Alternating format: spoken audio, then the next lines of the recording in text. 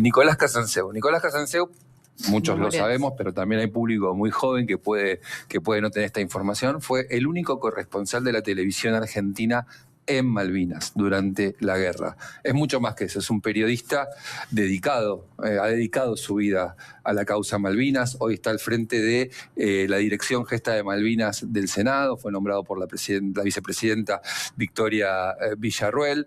La verdad que es una persona que nos dio, fue la voz de los combates a través de la televisión, que la televisión en ese momento era verdaderamente la magia de la comunicación. La potencia de la comunicación era, sí, la radio, pero la televisión en 1982 debutaba en los hogares argentinos prácticamente. Se había iniciado ese proceso en el que las familias de la clase media empezábamos todos a tener nuestros primeros televisores. Por lo tanto, la guerra de Malvinas fue una guerra también, además, informada por TV. ¿Qué tal, Nicolás? Bien, muy bien. Gracias por la invitación. Creo que más o menos era así, como lo presenté. Sí. Como lo presenté. Desafortunadamente, cuando vuelvo con mi camarógrafo, porque no teníamos retorno de lo que se emitía en el continente, obviamente la tecnología no daba, para nuestro gran desmayo de mi camarógrafo Alfredo Lamela y mío, nos enteramos por testimonios de nuestros compañeros de ATC que entre el 90 al 95% de nuestro material no solo no fue mostrado, sino que fue destruido por la censura militar.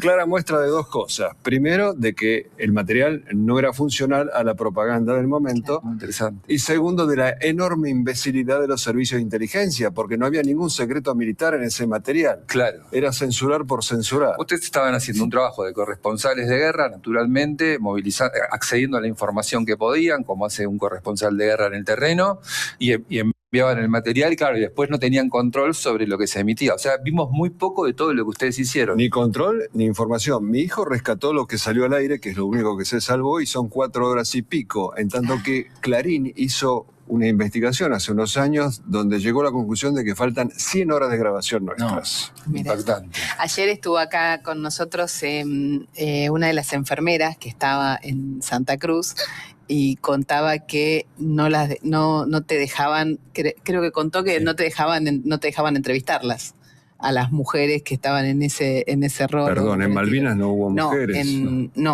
Después habías querido entrevistarlas en territorio, o vos alguien, no recuerdo ahora cuál no era. recuerdo para nada eso, porque inclusive cuando yo vuelvo de Malvinas no paso por Santa Cruz. Claro. Bueno. Pero hablemos de Malvinas. Hablemos cuándo llegaste a Malvinas. ¿Cómo fue? Yo ni siquiera estaba en ATC. Me había ido por desavenencias con el productor. Estaba en Canal 11 con Víctor Sueiro, Lucho Avilés. Pero estaba sediento de viajes y no había viajes en Canal 11. Uno se hace adicto a los viajes. Y días antes, sin que yo sospechara nada, me convoca el productor: ¿no querés volver? ¿Cuánto querés ganar? Y yo mordí el anzuelo, sí. Acepté, y sin que yo sospechara nada me dice: venite el 2 de abril a grabar tu promo de reingreso al noticiero. Y el 2 de abril a la mañana me llama Víctor Sueiro, enfervorizado de que habíamos retomado las Malvinas, y yo estaba feliz como argentino y me quería matar porque me lo había perdido. Estaba en pantuflas en mi casa. Voy al canal, le pregunto al productor, La Rosa: ¿a quién mandaste? No mandé a nadie. ¿Cómo no mandaste a nadie? No, porque Gómez Fuentes tiene que conducir la batalla política, María Larreta es mujer, fulano tiene asma. Digo, pero mandame a mí. Ah, bueno, anda. Y ahí me di cuenta que por eso me había recontratado. Yo hablaba inglés, había cubierto algunas guerras civiles en Centroamérica, y ahí de traje y corbata me fui con mi camarógrafo para Comodoro Rivadavia. ¿Qué edad tenías? Tenía 33. ¿Y cómo 33 era? años. Sí. ¿Cómo era estar ahí? Era muy intenso, era muy emocionante, era muy conmocionante y era hasta surrealista, sobre todo al principio. Cuando uno llega ahí se tiene que pellizcar, dice: estoy soñando. La composición de primer grado inferior o de superior, las Malvinas son argentinas, era una realidad. Está flameando la bandera argentina, era hasta difícil de creérselo. Y además muy emocionante, ¿no? Ver llegar a los soldados con la imagen de la Virgen en las culatas de los fusiles, los jóvenes subtenientes que se arrodillaban y besaban el suelo. Muy emocionante.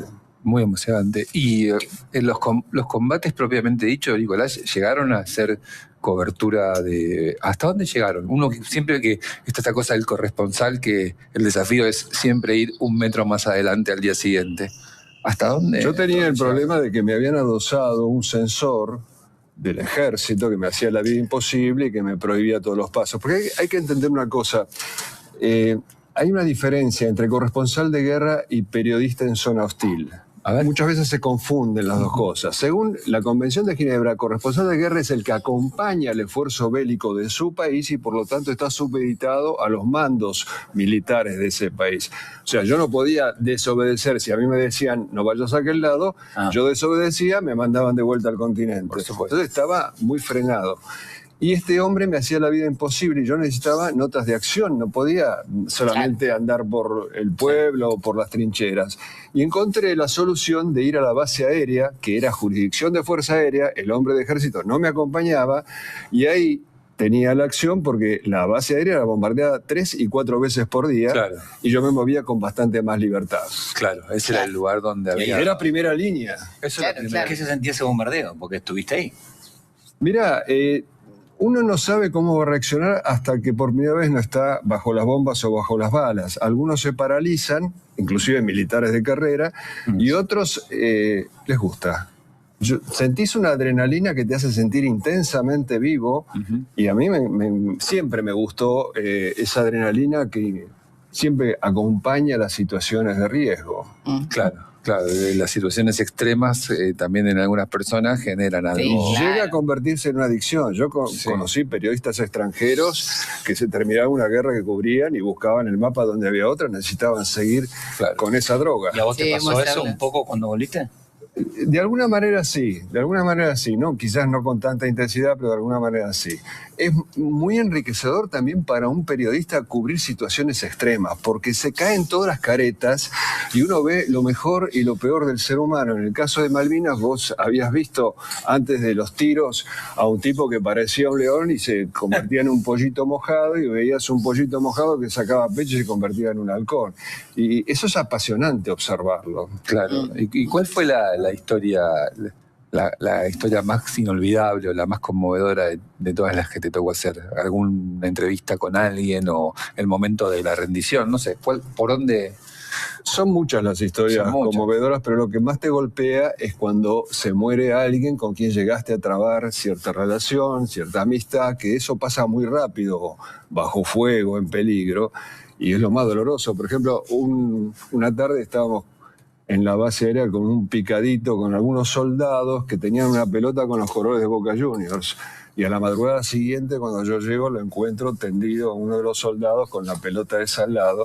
Es lo que más te conmueve. O un piloto de Pucará que venía a la hostería donde estábamos parando a hablar con su novia por teléfono o a lavar su ropa y muere, y te conmueve mucho eso porque lo sentís como un hermano aunque lo conociste unos pocos días. Claro. Me da mucha curiosidad cómo era la factura técnica de ese material. O sea, ustedes grababan nosotros en Malvinas, en y abril, después, ¿qué pasaba con eso? En abril, mientras no se cerró el bloqueo, nosotros habíamos ido con una cámara de cine de 16 milímetros y con una casetera Sony.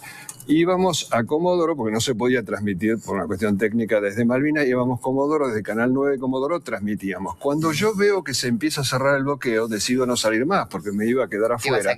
Y entonces le entregábamos el material a los pilotos que burlaban el bloqueo y que eran nuestra única conexión con el continente.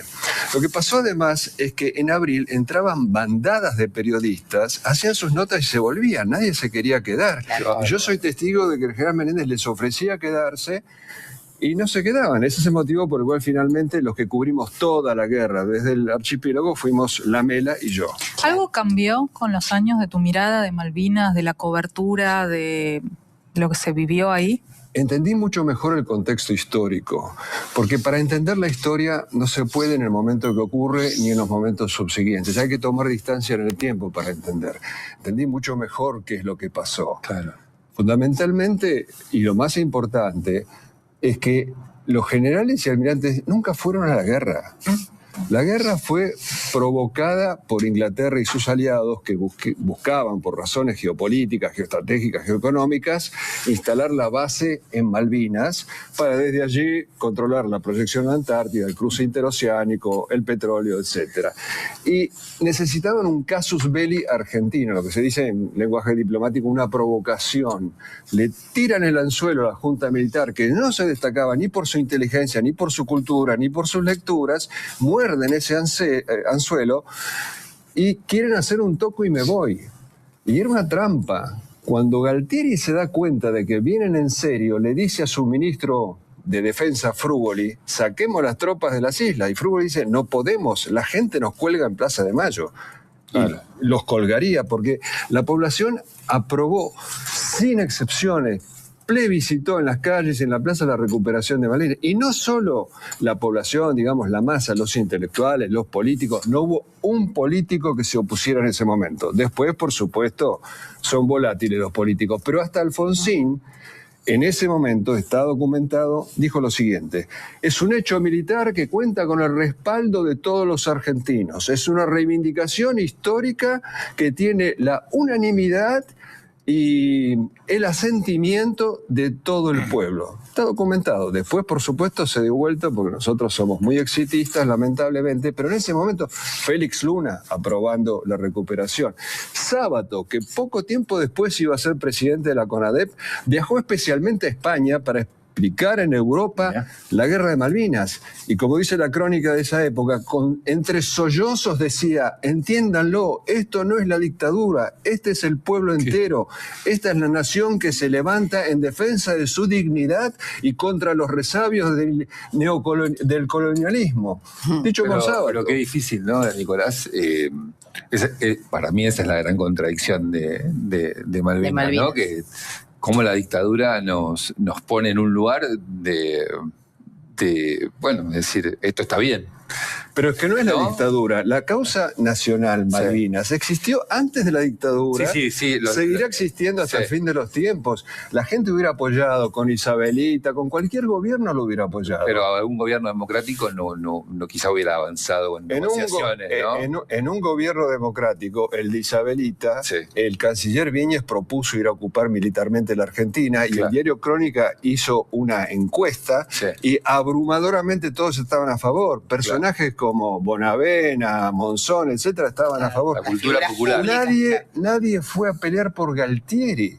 Fueron por la causa nacional. Yo, de niño, en la escuela, cuando entraba la maestra, todos los días lo primero que hacía era escribir en el pizarrón las Malvinas son argentinas. Mi generación creció con esa convicción de que había que recuperarla. La única aventura romántica que podía empeñarse en Argentina. Pero una cosa es plantearlo y discutirlo, otra cosa es hacerlo sin una estrategia. Me imagino que no fueron a la guerra, por eso no había estrategia. Pero quiero ir al... Vos marcás el hecho. Quizás Alfonsín o otro político, personifico en él porque vos lo mencionaste, al no tener una información detallada de la estrategia, que evidentemente era mala, quizás el pensamiento era, bueno, está bien porque hay una estrategia de esto. Seguramente se pensó y no se pensó. Es que nunca fueron a la guerra. Si no se entiende eso, no se puede entender Malvinas. Si vos vas a la guerra, el 2 de abril recuperás Malvinas, el 3, 4, 5 empezás a mandar oleadas de buques con todo lo que hace falta para combatir. Mira, el jefe del Teatro de Operaciones Atlántico Sur, un vicealmirante Lombardo, le dan la orden de que prepare un plan de recuperación de Malvinas. Y él contesta, ¿recuperación y defensa? No, le dicen, recuperación solamente. No lo puede creer y vuelve a insistir y hasta se molestan con él. ¿No entendió? Solamente recuperación. No empieza así, el libro La Trama Secreta no empieza así, con Lombardo, me parece que... No me acuerdo, lo leí hace muchos años, pero está el libro de Jorge Sáenz, El secreto de Galtieri, que narra eso justamente. Claro, muy interesante. ¿Cuándo te diste cuenta vos ahí en territorio que de ese momento de emoción, de los soldados, la bandera izándose, los soldados llegando, besando la tierra y demás, que todo podía fallar?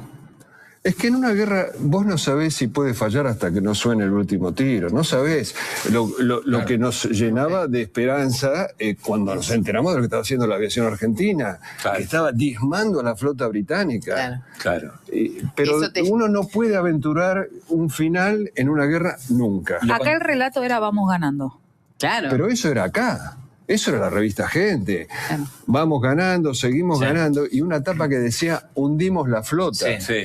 Yo Ese una debe vez... ser- ese debe ser la revista que yo me acuerdo. Yo me acuerdo de que en mi casa había una revista Gente que tenía los dibujitos de la flota en negro y tachados como los hundidos. Pero era Gente y también era Gómez Fuentes, ¿o no? También era la semana, eran todos para vender. Claro. La semana trucó la foto del Invencible en llamas. Sí. Wow. Una vez me subo a un Hércules No me acuerdo. y veo que había burlado el bloqueo, traía provisiones, sacaba heridos, y veo en el suelo del Hércules una página del diario La Nación con la propaganda de Gente, que era la foto de la tapa, y decía hundimos la flota. Entonces, a partir de ahí, con mi camarógrafo, cuando todas las noches nos bombardeaba la flota, toda la noche, decíamos, bueno, esta debe ser la flota de Kuala Lumpur o de Bolivia, porque Claro. la flota británica ya la había hundido la revista Gente. Ahí hay una anécdota muy buena Sí. que ahora en un rato va a venir Flaya Pitel a hablar de literatura y Malvinas, que Fowell, cuando escribe Los Pichiciegos, él cuenta en alguna entrevista que lo escribe en un arrebato porque su madre entra a la cocina y grita, hundimos un barco. Mira. Por ese título esa que tapa. acaba de... Pero es que hundimos barcos. Claro, Después, claro, como claro, se mintió claro. tanto, Claro. la gente ha perdido la noción histórica de lo que pasó. La gente tiene la convicción de que no hundimos nada. No, yo no sé y si es así. diezmamos a la Sí. flota británica. Yo creo que la batalla, yo ahí no sé si estoy tan de acuerdo, pero me interesa muchísimo esto.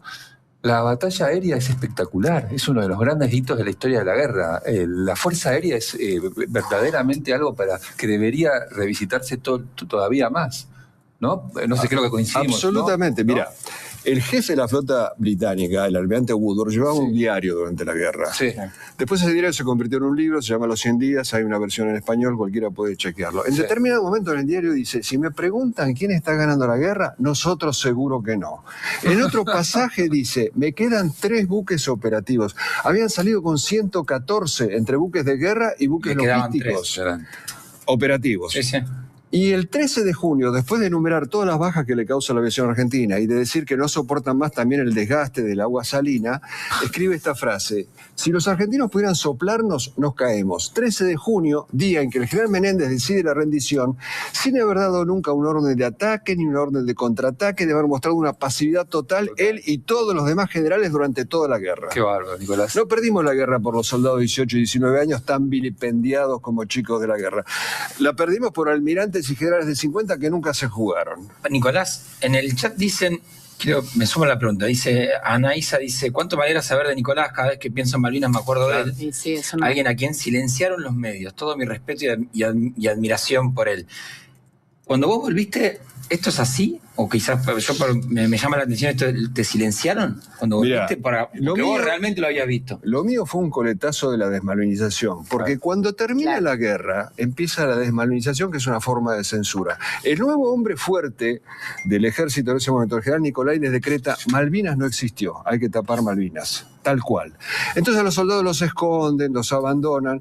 A mí me querían esconder, era más difícil porque era conocido. Me hace el Servicio de Inteligencia del Ejército una campaña de difamación, me dejan sin trabajo, porque yo, al ver que habían destruido mi material, quise compensar escribiendo en un libro lo que no había podido mostrar, Claro. a pesar mío, en imágenes. Sabían que estaba escribiendo un libro, tenían cola de paja, entonces me hacen esa campaña de desprestigio. Por eso no pude ¿Y el libro seguir trabajando. Yo la pasé muy mal porque se me cerraban todas las puertas, porque después la desmalvinización la continuó Alfonsín. Y muchas veces la pequeña historia, lo que los franceses llaman la petite histoire, explica la gran historia. ¿Por qué Alfonsín le tenía fobia a Malvinas? Porque trasplantó la fobia personal que tenía contra Galtieri hacia lo que supuestamente había hecho Galtieri. Esto es un dato que muy poca gente conoce. Hubo una camada del Liceo Militar donde estaban Alfonsín, Galtieri, Arguindegui y Anaya. Y parece ser que Alfonsín era como el gordito al que hacía bullying Galtieri y Arguindegui defendía. Y esa relación de amor-odio siguió toda la vida, a tal punto que cuando empiezan a meter presos a los generales por acusaciones de lesa humanidad, meten presos a todos menos a Arguindegui, que era amigo de Alfonsín. Arguindegui fue ministro del Interior de Videla, es decir, el responsable número 1 de los desaparecidos, y nunca lo tocaron. Y de esa misma forma, todo lo que tuviera que ver con Galtieri, básicamente Malvinas, le provocaba tirria a Alfonsín. Alfonsín prohibió conmemorar el 2 de abril. Alfonsín hizo sacar los restos del primer héroe yaquino del panteón de honor que tenía en Bahía Blanca, lo tiraron en un cementerio de Mar del Plata. Alfonsín declaró que la guerra de Malvinas fue un carro atmosférico, un carro de heces.